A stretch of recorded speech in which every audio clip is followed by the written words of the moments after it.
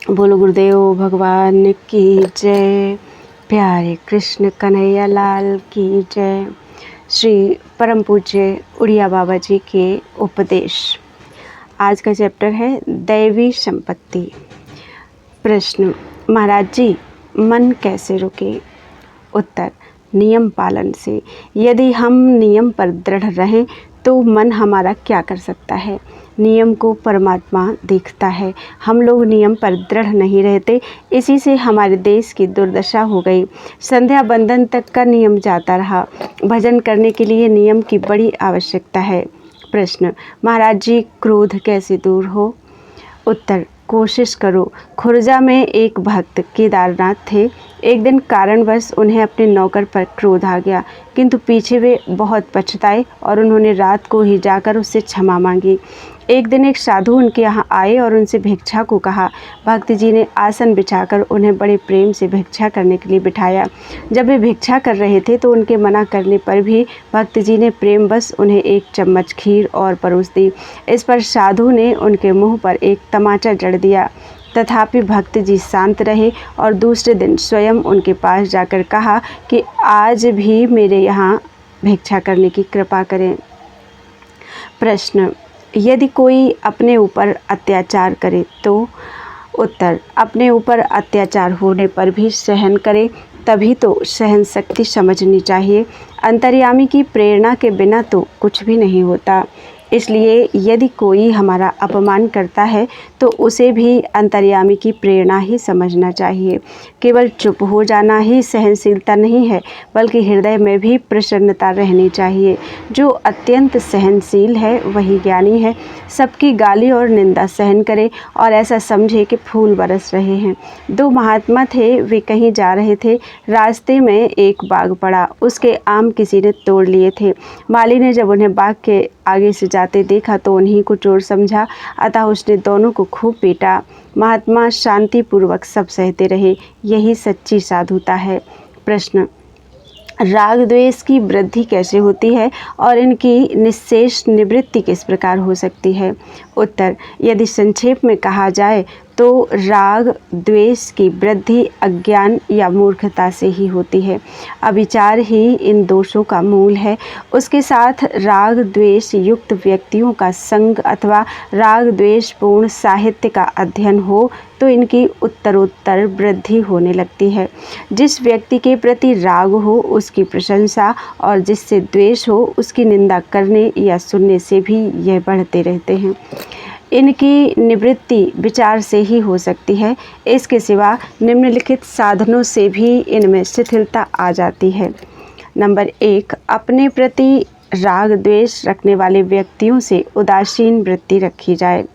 Number 2, वैराग्यवान पुरुषों का संग हो तथा विरक्तों के प्रति हृदय में आदर हो। नंबर 3, हृदय में यथासंभव दैवी संपत्ति के भावों की वृद्धि की जाए। नंबर 4, पुण्यवानों के प्रति मैत्री, पापियों के प्रति उपेक्षा, सुखी लोगों को देखकर प्रसन्नता और दुखियों के प्रति करुणा का भाव रखा जाए।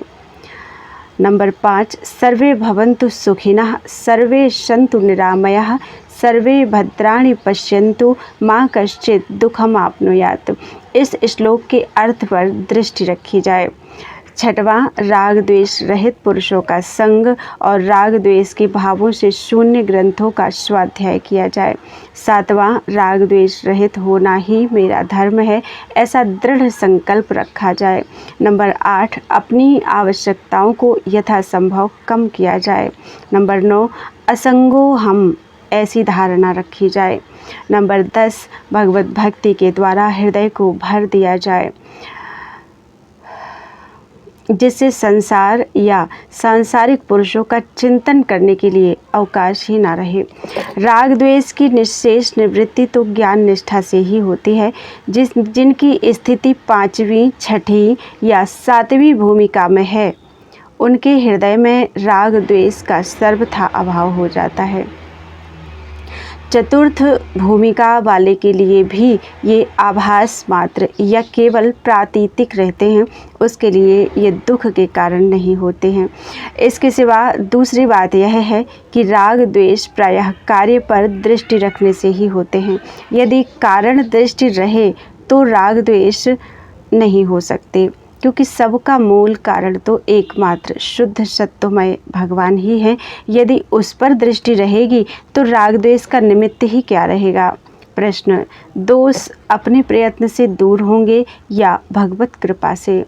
उत्तर, सत्य अच्छा है और झूठ बुरा है, यह बात सभी जानते हैं, फिर भी ऐसी धारणा नहीं बनती। इसका क्या कारण है? बात यह है कि पहले संकल्प होता है, फिर लगन लगती है, और जिस कार्य की लगन लग जाती है वह पूरा हो ही जाता है। यह लगन लगना ही भगवत कृपा है।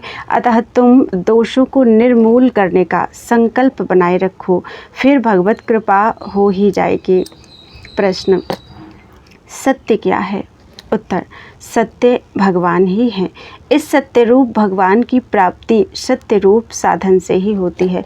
नित्य ही सत्य है और निस्वार्थता ही नित्यता एवं अहिंसा है। स्वार्थ अनित्य होता है और वही हिंसा भी है। इसका साधन एक ही है और उसी से सारी दैवी संपत्ति आ जाती है। वह यह कि ऐसा भाषण हो जिससे किसी का चित्त ना दुखे, बोलते बोलते सारे अवगुण कह जाए और उनसे छूटने का उपदेश भी कर दे, किंतु ऐसी शैली से कहे कि उससे किसी के चित्त को दुख ना हो। प्रश्न, निंदा स्तुति को सहन करने का प्रधान साधन क्या है? उत्तर, जब किसी वस्तु में अनन्य प्रेम हो जाता है तब सारे दोष स्वयं ही दूर हो जाते हैं। उस समय निंदा स्तुति की भी कोई परवाह नहीं रहती। प्रश्न, निष्काम और सकाम दोनों प्रकार के कर्म कामना पूर्वक ही होते हैं, फिर इनमें भेद क्या है? उत्तर, जो कर्म ईश्वर प्राप्ति की कामना से किया जाता है उसे निष्काम कहते हैं, और जो ऐहिक या लौकिक कामना से होता है उसे सकाम कहा जाता है। पूर्व वायु और पश्चिम वायु दोनों ही वायु हैं, परंतु उनमें से एक बादल को पैदा करती है और दूसरी उसे काट देती है। इस प्रकार यद्यपि सकाम और निष्काम दोनों ही कर्म हैं, तो भी इनमें से एक तो कर्म को काटने वाला है और दूसरा कर्म को बढ़ाने वाला है। नंबर 1, ज्ञानी और भक्त दोनों में ही दैवी संपत्ति की आवश्यकता है। दैवी संपत्ति के बिना ज्ञान और कर्म दोनों ही व्यर्थ हैं। योग वासिष्ठ में एक ज्ञानी राक्षसी का वृत्तांत है। वह ज्ञानी होते हुए भी बहुत से जीवों को भक्षण कर जाती थी। ऐसे ज्ञान से क्या लाभ? दैवी संपत्ति के बिना न ज्ञान शोभा पाता है न भक्ति। इसीलिए श्री गीता जी में कहा है, दैवी संपद विमोक्षाय। दैवी संपत्ति मुख्यतः 4 बातों में आ जाती है। नंबर 1, दया, नंबर 2, कोमलता, नंबर 3, बुरे कर्मों में लज्जा, और नंबर 4, मन की चंचलता का अभाव। दया का स्वरूप सबका कल्याण चाहना है। सर्वे भवन्तु सुखिनः, सर्वे सन्तु निरामयाः, सर्वे भद्राणि पश्यन्तु, मा कश्चित् दुःखमाप्नुयात्। कठोर वचन या कठोर भाषण का ना होना कोमलता है। इससे क्रोध का नाश होता है। बुरे कर्म करने से पूर्व यदि उन्हें करने में लज्जा होगी तो वह बुरे काम करने से बचा लेगी। मन, वाणी और शरीर की चंचलता दूर हुए बिना शांति, समता, ज्ञान, भक्ति आदि कुछ भी नहीं हो सकते। दया, सत्य, शौच और आचार, ये गुण जिसमें ना हो वह तो असुर है। चौथा, विपत्ति में हृदय को दृढ़ रखना चाहिए तथा धैर्य और साहस कभी भी नहीं खोना चाहिए। भगवान को भूलने से बढ़कर और कोई हानि नहीं है। कहा भी है, सहानिस्तन्महच्छिद्रम सचांद जड़मूढ़ता यन्मुहूर्तम क्षणार्धम वा वासुदेव न चिंतयेत।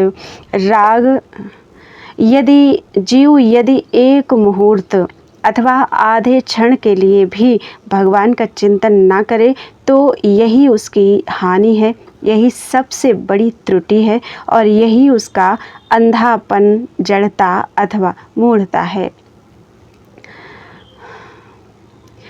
राग और द्वेष, इनमें विशेष रूप से द्वेष की निवृत्ति करनी चाहिए। श्रीमद् भागवत के महात्म्य में ये 2 श्लोक बहुत उपदेशप्रद हैं।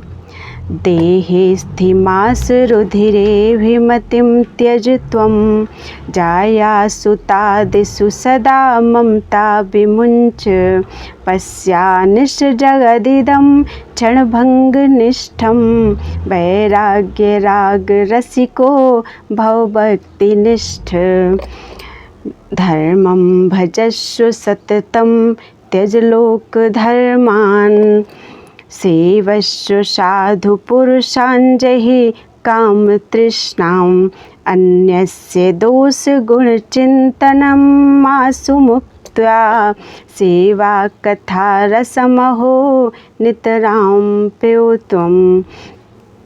अस्थि, मांस और रुधिर से भरे हुए इस देह में अभिमान छोड़ दो। स्त्री पुत्रादि की ममता का सर्वथा त्याग कर दो। यह जगत क्षणभंगुर है, ऐसा निरंतर विचार करो। वैराग्य के रसिक बनो और भक्ति निष्ठ हो जाओ। निरंतर धर्म का सेवन करो, लौकिक धर्मों को त्याग दो। साधु पुरुषों की सेवा करो और विषयों की तृष्णा त्याग दो तथा तुरंत ही दूसरों के गुण दोषों का चिंतन छोड़कर भगवत सेवा कथा रस का भरपेट पान करो। हिंसा, पर स्त्री, पर धन और निंदा, ये जिसमें नहीं है वही भगवान को प्राप्त कर सकता है। जो विद्वान वाणी, मन, क्रोध, हिंसा, उदर और उपस्थ के वेग को सहन कर लेता है तथा जिस पर निंदा का भी कोई प्रभाव नहीं पड़ता, वही दैवी संपत्तिवान है। वाचो वेगम मनसः क्रोध वेगम हिंसा वेगम उदरोपस्थ वेगम एतान वेगान सहिते यस्तु विद्वान निंदा चास्य हृदयम नोपहन्यात्। यदि तुम सत्यवादी और ममता शून्य हो तो तुम्हारा कोई क्या बिगाड़ सकता है। हमें अपने धर्म में तत्पर रहना चाहिए। संसार चाहे नित्य हो या अनित्य, धर्म नित्य है, अतः धर्म का पालन करना चाहिए। हमें जो श्रुति स्मृति की आज्ञा है वही करना धर्म है तथा शास्त्र विरुद्ध कर्म पाप है। जिसमें दैवी संपत्ति है वही भगवान का भजन कर सकता है। बिना दैवी संपत्ति धारण किए भगवान का यथार्थ भजन होना बहुत कठिन है। अतः भजन के साथ दैवी संपत्ति धारण करना अत्यंत आवश्यक है। श्री भगवान भी कहते हैं, महात्मानस्तु मां पार्थ दैवी प्रकृतिमाश्रिताः भजन्त्यनन्यमनसो ज्ञात्वा भूतादिमव्ययम्। दैवी प्रकृति का आश्रय लेने वाले महात्मा लोग मुझे समस्त भूतों का अविनाशी कारण जानकर अनन्य चित्त से मेरा भजन करते हैं। जो लोग रात दिन पाप करते हैं वे जिंदे ही मरे हुए हैं। दोषों का चिंतन करते करते दोष दृष्टि बन जाती है, यही सबसे बड़ा दोष है। जो औरों के दोष देखते रहते हैं उनके पास नहीं बैठना चाहिए और न ऐसी पुस्तकें ही पढ़नी चाहिए। यूँ तो दोष और गुण दोनों ही की उपेक्षा करनी चाहिए, तथापि दोषों की तो सर्वदा उपेक्षा करें। दूसरों के दोष कहने सुनने से बड़ी हानि होती है। सुनना सुनाना तो केवल भगवान के गुण ही चाहिए। याद रखो, जहाँ किसी भी प्रकार का अभिमान आता है वहीं सारे अवगुण आ जाते हैं। दोष किसी के भी देखना अच्छी बात नहीं है। केवल गुरु ही शिष्य के दोषों को देखकर उन्हें दूर कर सकता है। उत्तम गुरु तो अपने संकल्प मात्र से दोषों को दूर कर देते हैं। ऋण और अग्नि ये दो चीज़ें अपने पास भूल कर भी नहीं रखनी चाहिए। ये यदि पास रहेंगे तो बढ़ते चल जाएंगे। ऋण यदि इस जन्म में नहीं चुकाया जाएगा तो दूसरे जन्म में चुकाना पड़ेगा। इसलिए एक पैसे का ऋण भी शेष मत रखो। एक दिन हरि बाबा जी से एक आदमी ने मुसलमानों की निंदा की। उन्होंने पूछा, तुम मुसलमानों की निंदा तो करते हो, किंतु उनमें गुण कितने हैं यह नहीं देखते। वे 500 मिलकर नमाज पढ़ते हैं, तुम कितने लोग मिलकर भजन करते हो। सचमुच हमें दूसरों के गुण ही देखने चाहिए। हमारे यहाँ कोई कितना ही बड़ा महात्मा हो, उसी की लोगों से बुराई सुन लो। लोग भगवान शंकराचार्य तक की निंदा करने से नहीं चूकते, परंतु मुसलमान अपने सामान्य फकीरों को भी मानते हैं। हमें तो दूसरों के अवगुण ही दिखते हैं, गुण दिखते ही नहीं। जहाँ व्यभिचारी पुरुष रहते हों वह भले ही स्वर्ग हो, वहाँ नहीं रहना चाहिए। तुम जिस पर क्रोध करते हो उसका कुछ नहीं बिगाड़ते, अपना ही सर्वनाश करते हो। हाँ, यदि उसे भी क्रोध आ गया तो उसका भी बिगाड़ हो सकता है। वास्तव में प्रसन्नता ही सब कुछ है। तमोगुण और रजोगुण में सुख नहीं, सुख तो सत्वगुण में ही है। इसलिए सत्वगुण बढ़ाने का प्रयत्न करना चाहिए।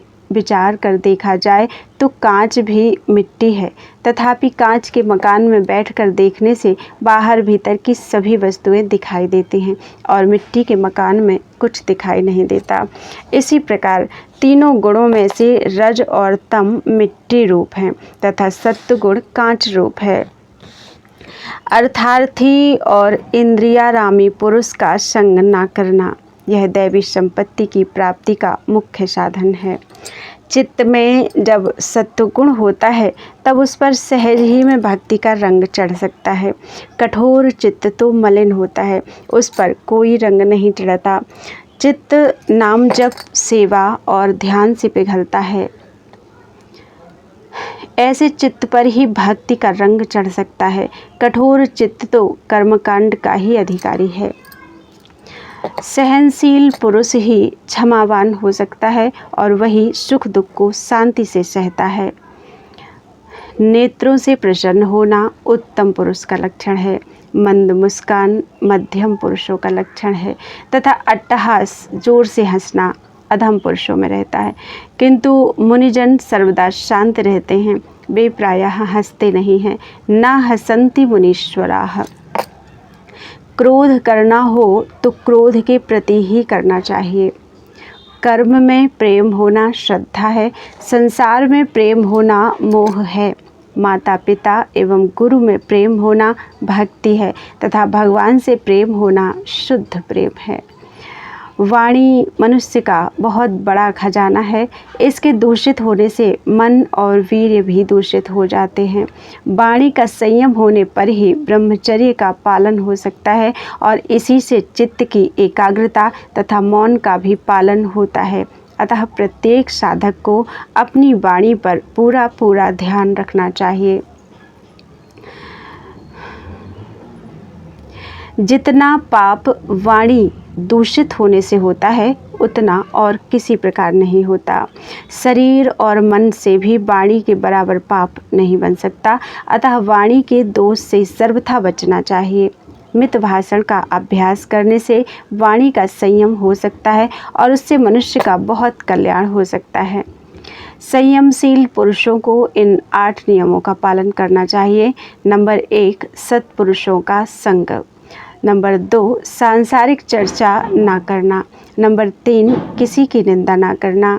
नंबर 4, अपनी निंदा सुनकर क्षोभ ना करना। नंबर 5, अमानी रहकर सबको मान देना। नंबर 6, सदाचार और सरलता के साथ समय व्यतीत करना। नंबर 7, प्रतिष्ठा से सदैव दूर रहना तथा नंबर 8, प्रतिष्ठा होने पर दुख मानना। चित्त में चिंतन ना हो, इसी का नाम मौन है। वाणी के रोक देने को ही मौन नहीं कहते। मित भाषण भी मौन है, किंतु मुख्य मौन तो चित्त को चिंतन शून्य कर देना ही है। 3 बातों की सभी जगह बड़ी आवश्यकता है। नंबर 1, व्यवहार शुद्धि। नंबर 2, नियम निष्ठा और नंबर 3, प्रतिज्ञा पालन।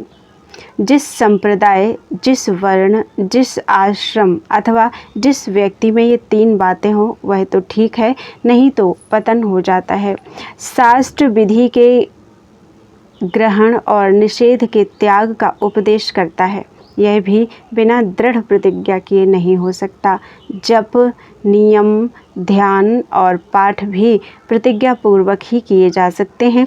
अतः इन 3 में ही सारे संसार का शास्त्र आ जाता है, इसलिए इनका दृढ़ता पूर्वक पालन करना चाहिए। एक गांव में एक परचूनी दुकान करता था। उसके सामने ही एक हलवाई की दुकान भी थी। दोनों की दुकानें आमने सामने थी। इन दोनों में परचूनी तो ईमानदारी से धर्मपूर्वक सौदा बेचता था और हलवाई दूध में पानी मिलाकर बेईमानी और अधर्मपूर्वक व्यवहार करता था। थोड़े ही दिनों में हलवाई मालदार हो गया और परचूनी गरीब ही बना रहा। परचूनी इस विषय में पंडितों से प्रश्न किया करता था कि धन कैसे होता है।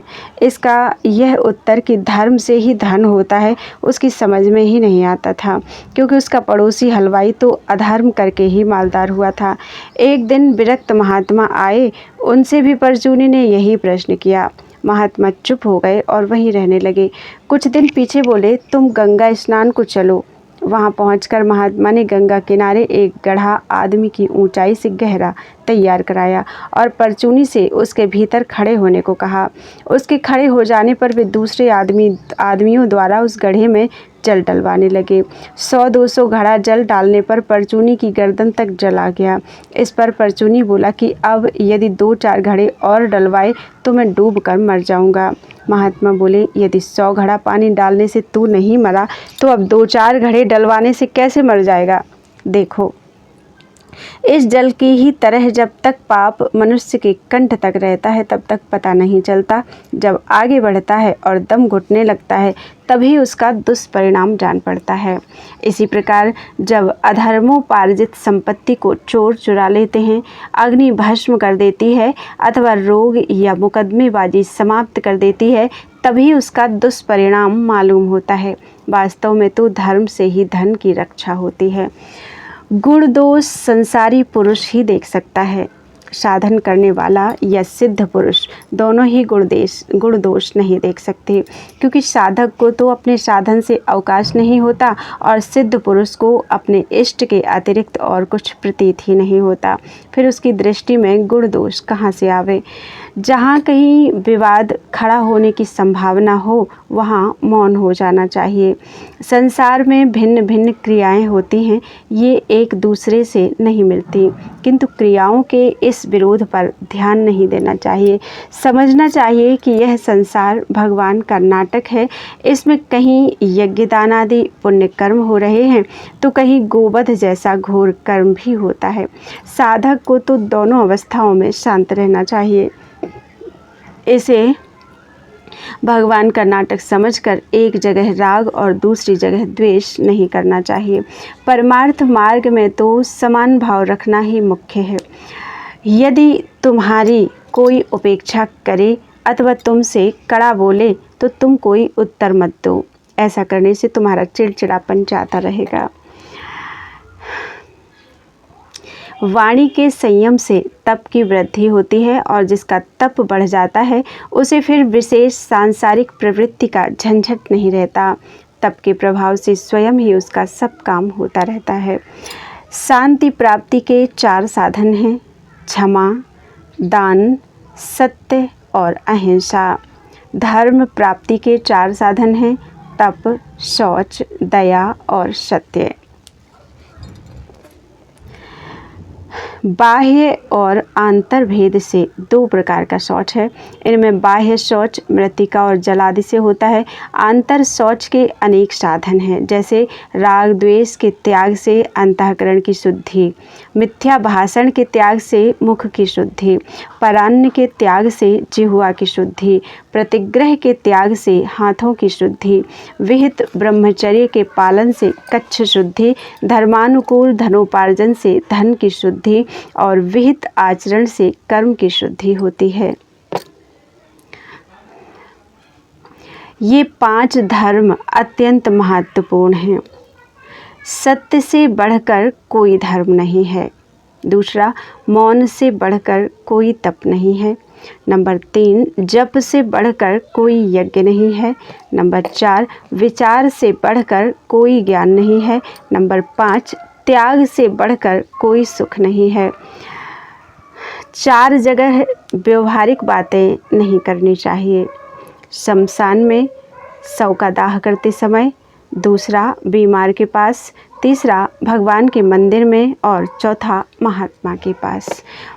बोलो वृंदावन बिहारी लाल की जय। त्वदीयं वस्तु गोविंद तुभ्यमेव समर्पये, तेन त्वदङ्घ्रिकमले रतिं मे यच्छ शाश्वतीम्।